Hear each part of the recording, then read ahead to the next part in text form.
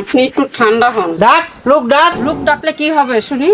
লোক ডাকলে কি হবে? লোকেরা ওই লোক ডাকবে, তারপরে বুঝতে হবে কি করি। আমার স্বামী বেঁচে থাকলে আজকে আমাকে এই দিনটা আয় দেখতে শোন হতো। কাঙ্কি মাগি, আয় তোর ছুর ভাইকে এ পুরা গ্রামবাসীকে দেখাবো, দুল পিটিয়া তারপরে দেখাবো। আবা তুমি আর এই লোকের লোক কথা কয় না। আমার ভাই মইরে গো বাচ্চা গেছে, নাইলে আমার বাইরে তোরা ভাই বোনে মিললে দেশান্তরি করে দিল।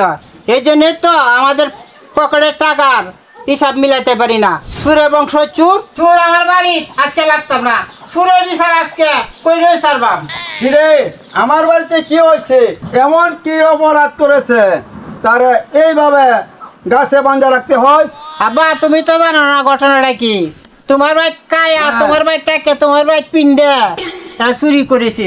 এই চুরি করেছে জানো?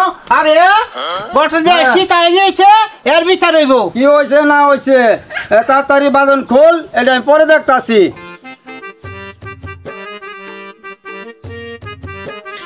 কত বড় সাহস, বাড়িতে রাইটাই আমি সাপ পাল্টাছি।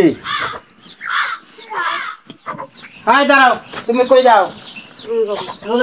তুমি দেখে যাও। বাবা বিশ্বাস করেন আমি এমন কিছুই শিখাই নাই। আয় শোনো, চুরের মুখে আবার সাধুগিরি না, চুপ করো তুমি। দয়া করে আপনারা আমার ভাইটাকে ছেড়ে দেন।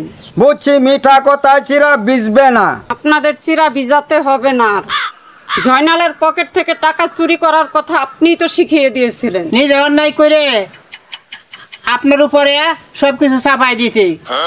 আমি এখন ওর দিলে আমার বাড়ি থেকে বের করে দিই। ওকে রাইটা রাভিকে বাড়ি থেকে বার করিয়া দাও। আমি ছাড়া ওর এই পৃথিবীতে কেউ নেই বাবা। কার কি নাই নেই এটা তো চিন্তা করলে আমার কোনো আসে জানা। আপনার যদি বিচারাদি শেষ হয় তাহলে আমি বাড়ি থেকে চলে যাব।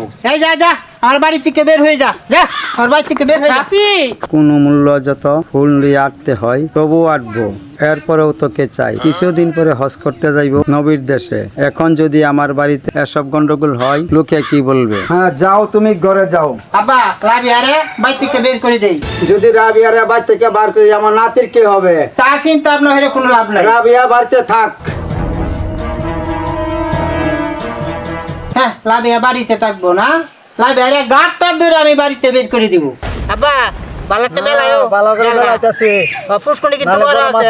বানান যাইবো, বালা থেকে মাছ মারতে হইব। বালা দিকে মাছ মারতে হইব ভালো কইরা। বাবা আপনাদের সম্পদ আপনাদের কাছে রাখা গেলাম। শ্বশুরের কুনজর থেকে বাঁচতে হলে আমাকে ছেড়ে চলে যেতে হবে। জয়নাল এত আমার নামে মিথ্যা অপবাদ দিতাছে। আব্বা তুমি দাঁড়াও, আজ একটা বিহিত করতে হবে, আমি করতে দাঁড়ালো। আই দাও। কই গেল এটা? কই গেল? আজ যে তুই তারছি না, যা